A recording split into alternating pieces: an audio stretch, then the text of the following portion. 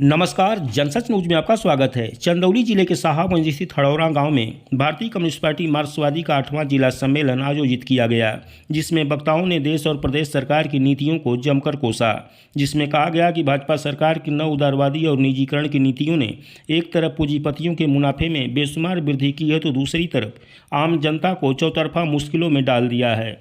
आम सभा को सीपीएम के राज्य सचिव डॉक्टर हीरालाल यादव, अखिल भारतीय खेत मजदूर यूनियन के राष्ट्रीय सह सचिव डॉक्टर विक्रम सिंह, जिला सचिव सीपीएम शंभूनाथ यादव, गीता शुक्ला, लालचंद्र डोकेट, परमानंद सिंह सहित कई लोगों ने संबोधित किया। इस मौके पर रामनिवास पांडे, भृगुनाथ विश्वकर्मा, जयनाथ, नंदलाल, स्वामीनाथ, राजेंद्र यादव, महानंद, लालमणि देवी, जयप्रकाश, सिमूरत राम सहित सैकड़ों लोग मौजूद रहे। कार्यक्रम की अध्यक्षता बदरुद्दोजा अंसारी तथा संचालन जनवादी नौजवान सभा के राज्य सचिव उत्तर प्रदेश गुलाब चंद ने किया।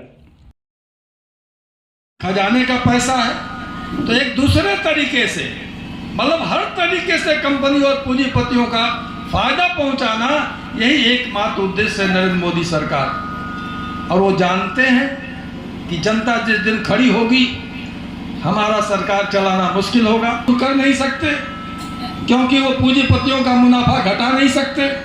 इनका बजट देख लीजिए, गांव के विकास में कम कर दिया, मनरेगा में कम कर दिया, खाद बीज में जो सब्सिडी थी कम कर दिया, खाद्यान्न में कम कर दिया, सब तो कम कर दिया। लेकिन उसी बजट में अमीरों को रियायत दे दिया, उनको छूट दे दिया। तो कहने से नहीं, उनके काम से पता चलता है कि ये किसके लिए काम कर रहे हैं। इसे हमें समझना पड़ेगा। और ये सरकार लोगों का ध्यान भटकाने के लिए क्या काम कर रही है? हिंदू मुसलमानों के खिलाफ एक अभियान चला दिया गया। लगता है वो बाहर से आए हुए। हम विस्तार में नहीं जाना चाहते, अब सब इतिहास पढ़े हैं। अगर तो जानते होंगे कि आज़ादी की लड़ाई में आरएसएस और बीजेपी या नरेंद्र मोदी की जो पूर्वज रहे हैं, पुरखे रहे हैं, सावरकर जैसे, जिसका उल्लेख कामरेड ने किया भी था, उनका कोई योगदान नहीं। आज़ादी की लड़ाई में हिंदू मुसलमान अगर एक नहीं होता, उसकी एकता की ताकत न बनी होती अंग्रेजों के खिलाफ, तो शायद आज़ादी न मिली होती। यह एक ताकत थी हिंदू मुसलमान की एकता।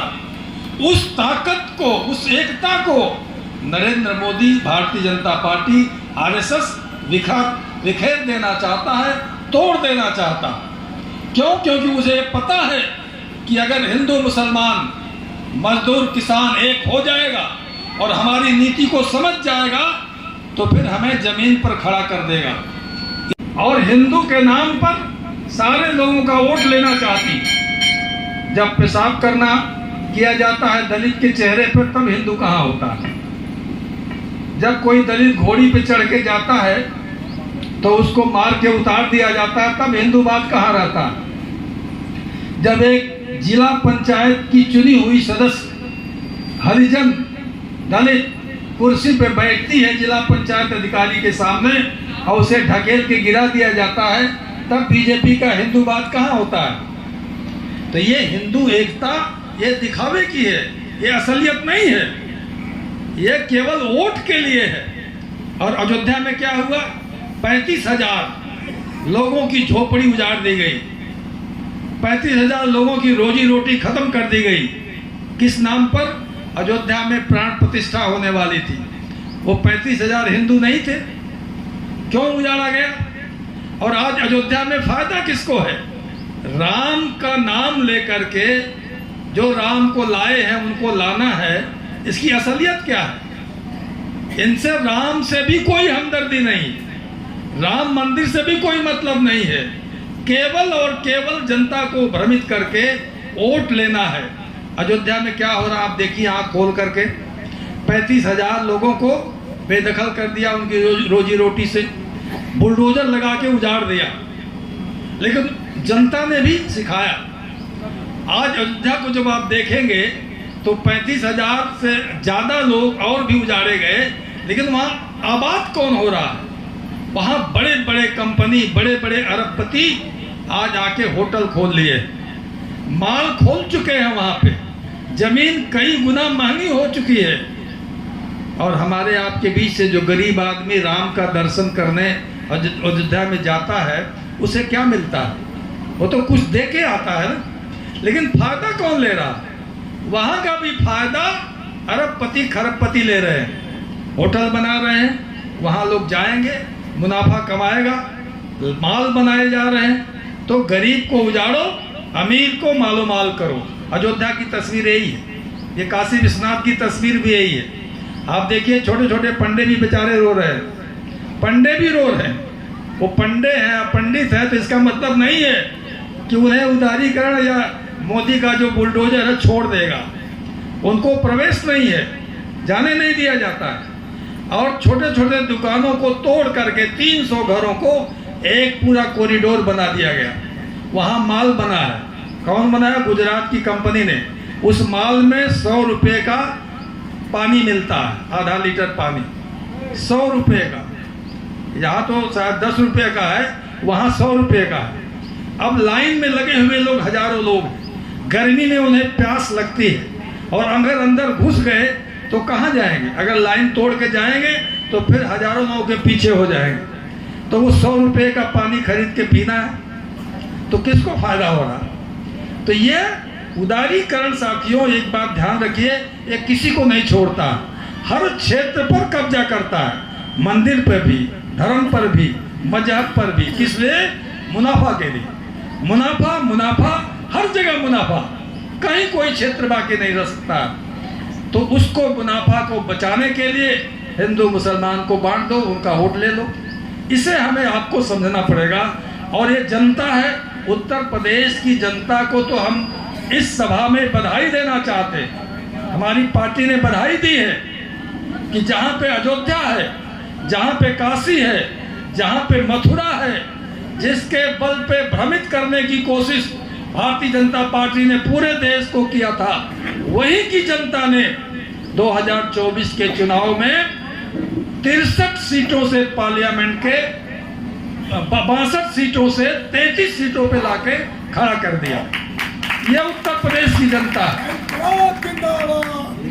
ये जनता दंगों में फंसने वाली नहीं है। इसीलिए हमारी पार्टी कहती है कि जनता पे भरोसा करो, निराशा का सवाल नहीं है। पूंजीवाद की चुनौती कठिन है, हमें कठिन काम करना है, हमें कुर्बानी भी देना होगा, संघर्ष भी करना होगा। हो सकता है हमारे जीवन में क्रांति न हो, यह भी हो सकता है, लेकिन जनता पे भरोसा रखना चाहिए। जनता जब सजग हो जाएगी, समझ जाएगी, व्यवस्था को बदलने में 1 मिनट भी नहीं लगेगा। 100 वर्ष का काम 100 दिन में खत्म हो जाएगा। आपके पड़ोस में क्या हुआ? श्रीलंका में। श्रीलंका में क्या हुआ?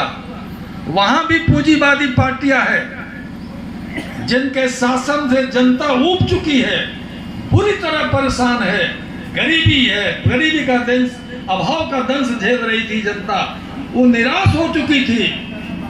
तो राष्ट्रपति के चुनाव में उसने, बड़े हिस्से ने, जनता ने श्रीलंका के लाल झंडे को पकड़ लिया,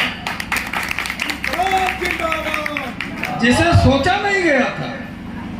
और जिस कम्युनिस्ट पार्टी, वामपंथी पार्टी का लाल झंडा पकड़ा, जिस नेता को राष्ट्रपति बना दिया चुनाव में, वामपंथी दल के नेता को चुनाव में राष्ट्रपति बना दिया श्रीलंका की जनता ने, उस पार्टी के केवल 3 पार्लियामेंट मेंबर हैं। पार्लियामेंट में, संसद में उसके केवल 3 मेंबर हैं। उस पार्टी को जनता जब चाही तो उसने राष्ट्रपति बना दिया, बैठा दिया राष्ट्रपति की कुर्सी पे। ये जनता होती है। जनता जिस दिन समझ जाएगी, जिन दिन चाहेगी, पूंजीवादी सत्ता को उलटने में देर नहीं लगेगी। हमारा यही काम है, जनता को सचेत करना, जनता को जागरूक करना। लाल झंडा इस मुश्किल काम को करने के लिए है, और तभी व्यवस्था बदल सकती है जब लाखों लाख लोग इस लाल झंडे को लेकर सड़क पे उतरेंगे। उस काम को हमें करना, और उस काम को करने के लिए एक मजबूत कम्युनिस्ट पार्टी की जरूरत पड़ेगी, एक मजबूत संगठन की जरूरत पड़ती है। कोई लुंज पुंज और कमजोर संगठन इस काम को नहीं कर सकता है। कोई पूंजीवादी पार्टी इस काम को नहीं कर सकती है कि उसका संगठन और उसका मकसद अलग होता है। हमारी पार्टी जो एक क्रांतिकारी पार्टी है, जो एक बड़े शक्तिशाली व्यवस्था पूंजीवाद को उखाड़ फेंकने के लिए काम कर रही है, हमारी पार्टी का संगठन बिल्कुल दुरुस्त और मजबूत होना चाहिए, क्रांतिकारी चेतना से लैस होना चाहिए। इसीलिए हम सम्मेलनों में भी इसकी चर्चा करते हैं कि हमारे संगठन की क्या कमजोरी है। देश में एक अच्छे समाज के निर्माण के लिए, इंसानियत के निर्माण के लिए देश भर में भिन्न भिन्न तरीकों से भिन्न भिन्न सवालों को लेकर के लड़ते हुए बहादुरी के साथ और उन्हें श्रद्धांजलि देते हैं, उनको शहीद बेदी बना करके उनके मजारों पर माल्यार्पण करते हैं। इसी के द्वारा हमारा सम्मेलन प्रारंभ होता है। तो हम आज के इस झंडारोहण दुनिया में झंडारोहण करने के लिए हमारे बीच में इस क्षेत्र के हमारे बहुत ही बहादुर बुजुर्ग साथी जो लंबे समय तक पार्टी के झंडे को पकड़ करके आज भी संघर्ष कर रहे हैं और पार्टी के निर्माण में योगदान कर रहे हैं। कॉमरेड राम भाग जिसे हम चाहेंगे, पूर्व प्रधान भी हड़ौरा के रहे हैं, आज हमारे बीच में हैं। हम चाहेंगे कि हमारी पार्टी के झंडा फहराने का काम करें साथी रामधार। अरे यहाँ पे समझ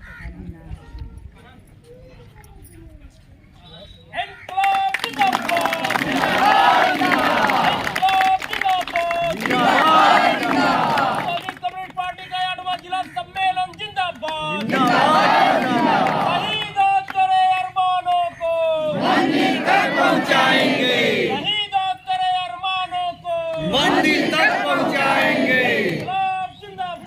जिंदाबाद जिंदाबाद। अब मैं झंडा गीत गाता हूँ और आप सब लोग पीछे पीछे गाइएगा।